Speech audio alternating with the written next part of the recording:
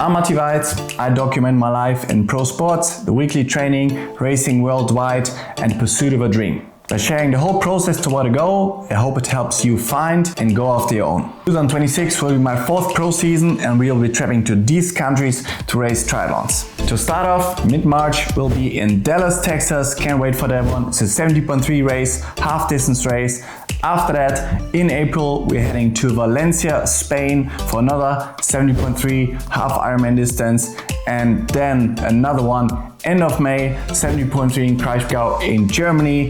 And then the highlight of the season, the first half of the season, is Ironman Frankfurt, Ironman Pro Series in Frankfurt, Germany.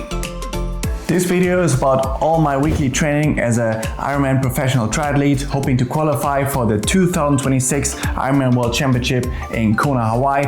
It will be all my training, all my data, every single week, exactly what I do, how I approach it. Also today we're covering my nutrition, how I optimize that, and also body composition, as well as all the rest. So in order for you to have the best benefit from this video, because that's my goal, that you get something from this, not just look at someone training and thinking, okay, what do I get from it? But I really want that you get hopefully something from it, not just for the health part. It could be entrepreneurship or chasing a big goal. It could be that you're 300 pounds and want to lose 150 pounds and be athletic. It could be that you're unhappy in your job and you want to have a fulfilling life.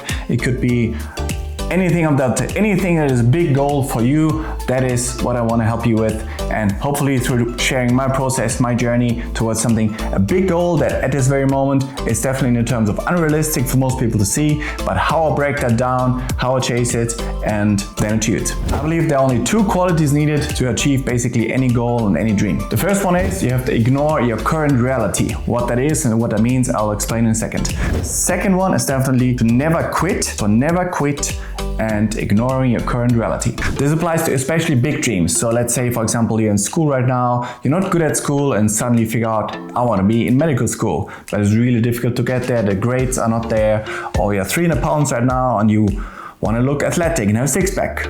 Like, your current reality does not represent that. Or you can run 200 yards, but you want to run a full marathon. Like, maybe you have this thought coming up or like this instinct feeling, but your current reality looks so completely different from anything like that. So it's really important that you ignore your current reality and then break it down to small steps, what you can do. Most of my life, to be honest, felt quite unfulfilled and unhappy as well. Despite doing all kinds of things, I wasn't really feeling fulfilled. Only now I feel really balanced, and I feel like the instinct is telling me this is really what I'm supposed to do in life at this stage in time. And this feeling I just didn't have for a long time in my life. So the reason I make this video is that you also find this thing and you can create your own life that you really love every single day.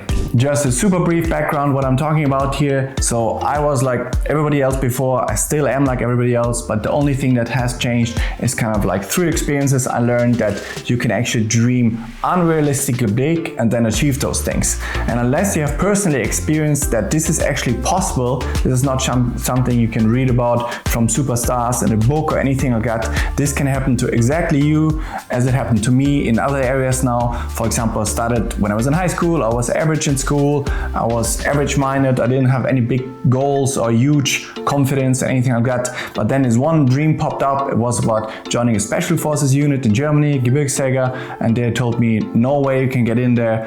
Somehow managed to get in there. There were other things also later coming up.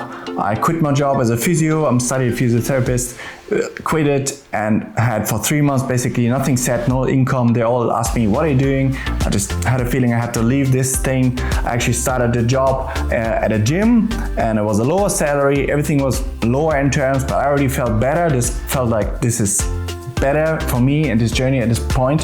What came from it down the line is actually that I became the CEO of that company, and we grew by 300% each year with me and my partners. We built sport physio and gyms together in locations, and we are dreaming big from the start. We are sitting with the management in the room. I remember exactly, we had just the 3 of us. We were thinking, of course, we're going to have several locations. At this point in time, we had no money, no indication, everything. Everybody else in the room thought we were complete cuckoo, but we only had that vision of the distance. That was our goal. No matter how we're going to get there, and it's the same for Steve Jobs, for Apple, or any big athlete or businessman you can read about. They have this goalpost in a distant future, and the thing is, you do not have to know how to get there. That's the thing why most people don't even start it. They like have no idea how to get there. Me, for example, now to come back to the sports journey that you can then take for your own life, for other areas of life. Right now, there's no indication at all that I would become Ironman World Champion in Kona, Hawaii. Like physically not, I don't have an elite background, I didn't win the Olympics, there's nothing in the last 3 years when I went to races to results that showed that this is possible. But I have this distinct feeling that when I get the things right, I'm certain this can happen. I will never quit, and again, I ignore my current reality. The only reason I'm sharing this active with you guys is that you can take something from it. For example, sharing a big dream that you have, you don't have to talk with anybody about it. That's really important. You can just talk either with other dreamers about it, that's okay. But otherwise, for me, there's only disadvantages talking to strangers or anybody about this big dream. The only reason I do this, because I personally found a lot of inspiration following people that were in the process of aiming for something really, really big, scary, at this moment in time unrealistic, and then eventually achieving it. We are right now in the phase where we haven't achieved anything, no doubt. But I want to start documenting now so you can eventually go back to the very beginning and see, okay, this is how he was thinking, this is how he's doing it. In this case, how am I training and recovering? And we're going into the training week now. Okay, let's go into my training. In mid-November, I raced Ironman Arizona. After that, had a 2-week off season, basically not doing much. We built it December up a little bit, and the last week was now the first week of a little bit more volume. We're planning for basically building a house from the bottom up, which has 7 floors. So the 7th floor is the biggest peak of performance, and that is end of June 2026 at the Ironman Pro Series, Ironman Frankfurt, a full Ironman distance, and there I'm hoping to qualify for Ironman Hawaii, which will take place in October 2026. We're kicking off mid-Monday, 29th of December. That is my easy day. There I had a 50-minute easy swim with some technique, just really flushing out the body and swimming clean, followed by a 45-minute upper body and core session. The Tuesday is my a bit more quality day. We're building that slowly up. I was on the track there. Good morning, Tuesday morning. We're gonna be heading out to the track now. It's a 400-meter track indoors, super beautiful, super happy that I have that. As you can see, it's pretty icy, so running higher speeds or temp might be slippery, might be dangerous, so I'm not doing that. So I'm going indoors for that. Or the treadmill, icy tundra, let's go to the track. Had a really nice day with 10 times 200s.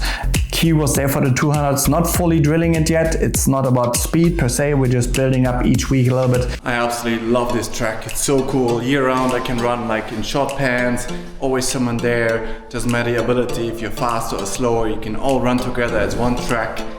And it's always good vibes here. Sometimes older people pushing themselves and younger, everybody has a goal, everybody's getting after it. I love those vibes. So for all the Espoo locals, Finland locals, probably know about it, but use it this winter, it's amazing. So the 200s I ran about 35 seconds, so not super fast, but the key was clean running for me. Followed it up by 90 minutes of a low aerobic ride on the trainer. That ride I did 225 watts normalized power with 126 average heart rate. In the evening, third session of the day, we're heading out back again for another run, this time a 45-minute easy jog, 8 kilometers. It's just about mileage building this one, so really slow pace. Most important is the low heart rate there, so at 135 average heart rate, which is my zone 1, and 536 average pace. The next day, Wednesday, we're heading back to the pool for a 1-hour swim. Again, technique focused aerobic with some short sprints in there, nothing crazy. After that, we were heading out for 80-minute, again easy run mileage, 14.3 kilometers, low heart rate. What do we have here? 131 average heart rate, 538 average pace. It's a bit hilly everywhere I live, up and down, really enjoying, but just base mileage, easy. It's getting dark here already at 4 p.m. so my afternoon rides will always be a bit dark. We had a 2-hour low aerobic ride. They had some short big gear efforts in, but nothing hard again. We're just building volume this week. That is the part of the first block of January. Just having a good foundation for the house, because the better the endurance foundation is, then later on when you add those harder intervals, then the house doesn't shake, you know. If you skip that beginning part, then you can easily get injured or sickness or something. That always comes more often when you start to kind of not have the baseline. Thursday, again, easier day. We did have a 45-minute run, which normally I don't run Thursdays, but this time we had a 8.4 kilometer run, 45 minutes, and there we had some activations in, some drills, some strides, something a bit to activate the body. This is 5:18 average pace and 144 average heart rate. Shortly after, we're heading out to the gym. There we did some leg work as well. Always important that I have the whole body covered. I had 3 times a week to the gym, 45 minutes to 1 hour in there. Nothing crazy, but something that is really important for Ironman running and efficiency and muscular endurance as well. Then the Friday, we are heading into the pool for a bit of a test session to see where I'm at right now. At the beginning of the season was some tempo with some technique work. So what we did, the main set was 10 times 100 meters, like a good controlled, clean technique that you have good efficiency, good breathing, good quality of stroke in the water with 15 seconds rest. So I did that in a long course pool. That means it's a 50-meter pool. I was leaving on 1 minute 30 and I swam around 1:15, sometimes 1:14, sometimes 1:16. Once or twice I drifted up to 17, 18, some technique stuff mainly. I wasn't completely out of breath, it wasn't that, it's just pulling water efficiency. That was the thing. It was really good to see where I'm at right now. The main thing I did notice from that, I was just lacking strength to actually just pull the water, which makes sense. So far we've been only doing a lot of technique work and working on a lot of things like that, which technique is number one in swimming, doesn't matter how hard you swim. Then straight into that, so no break or anything, we went after the 10 times 100 into 4 times 400 meters. Again, a bit calmer than the hundreds, but keeping pressure on the arms with, again, just short rests, 15 seconds. And there I did notice how, just muscular wise, conditioning wasn't there, but that was a cool thing to just realize. Obviously, if this was 2 weeks before a race, I would think, oh, this is not good. But it's cool to see because the clock is the only thing next to effort, but the time in pool is basically everything. What splits are you swimming, consistency? 400s I did around 5:30-ish, somewhere in there for the long course. Nothing crazy, but then afternoon we had a bigger ride. That was 2 hours 48, aerobic ride with a bit more pressure on the pedals and some strength endurance work in there. So the power was 255 normalized watts and 133 average heart rate. Again, also in the biking, the whole thing is patience, that we built this nice foundation. We're not drilling it yet, we're not doing any high heart rate stuff. It's just for the whole system, especially for me, everything I went through last year with taking time off because I was so overtrained from the first years, doing too much, too hard. And it's about building that foundation, especially for me, even more important now. All right, that ride is done. We're actually getting snowed in here. I want to show you my ventilation of this room. So here is the high-tech construction. The snow is coming in. Gotta get the snow out. So a couple of go-tos when I do indoor riding that are important. I did now 3 alright. So one is like a window, so you get some fresh air. Then you need a big fan. Check this bad boy out. That one is good. And then I also have this one. It costs like $10 or something. So you can see the temperature and especially humidity as well. So if you have, for example, not the window open, when the relative humidity goes to about 60%, you do notice quite a big difference. So then you need to open the window more. Otherwise you're just doing some half heat training, half nothing. So the stress comes from the riding, not from the heat. And now I'm good. I feel fine, hydrated well, carbs, sodium, and it was fun. And now some dinner and tomorrow more.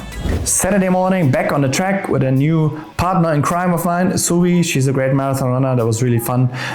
The whole session was 1 hour 10 and we did run 15.5 kilometers with an average of 4:36 average pace, 138 average heart rate. But the main set was an interesting one. So it's again just aerobic. We did 8 times 1 kilometer. The goal was 4 minutes per kilometer pace, flat, so 4:00 with only 200 meter easy jogging in between. So it's a continuous aerobic run, you could say. And we ran those splits. I can put them on the screen here. Those were the splits for it. And heart rate stayed really steady. In the beginning was like 149, then 146. So all well in the aerobic range. My LT1 aerobic threshold is 167 beats per minute. So I'm a long way up from that. But it's just about a little bit of efficiency for there.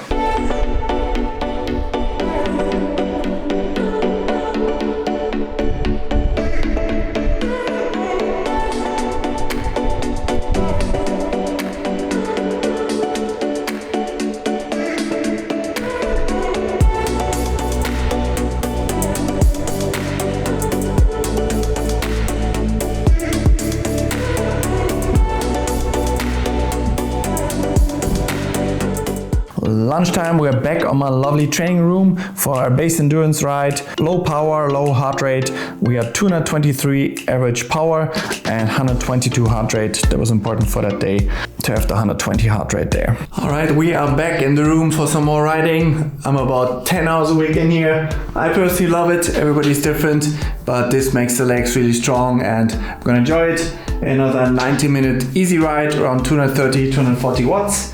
Low heart rate, 120 or so, and let's do it.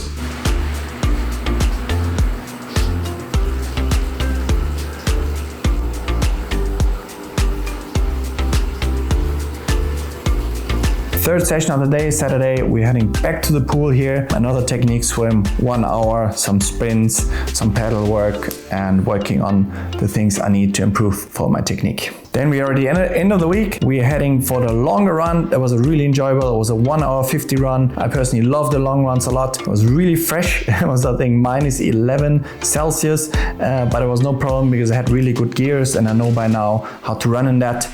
Since it is minus 7 degrees Celsius, I'm doing a boxing trick. We're putting some Vaseline on the face so it doesn't have a bit more layer, but otherwise it's gonna be super fun. Can't wait for it. I think it's minus 10. Minus 11 I checked. Ah, you said minus 7. Minus 11. Ah. Let's go. Like for the marathon legends, the no Pavo Nurmi, the old legend from I think 1920. He was kicking everybody's ass in marathon running and he trained in the Finnish winter. You can read about that. It's really inspiring. So he said basically Finnish winter makes you aggressive and makes you train harder. But yeah, I'm loving it. So again, really slow pace. We had 5:35 minute per K pace, 20 kilometers flat. It's quite a few height meters in the up down and the snow. But important again, heart rate was just 130 average heart rate. Second session of the day, we did have a core and leg session in the gym. Really important to work the core as well, because if you're sitting so much on the bike, and I mean even outside the bike when you're recovering, you're kind of sitting or laying, so it really makes the spine quite stiff quickly. So I found if I do it 3 times a week in the gym, the routine that I do for mobility and core, then I have nothing. Then I can sit in the aero position, which is very dynamic, the aero position, but it's terrible for your spine when you think about it.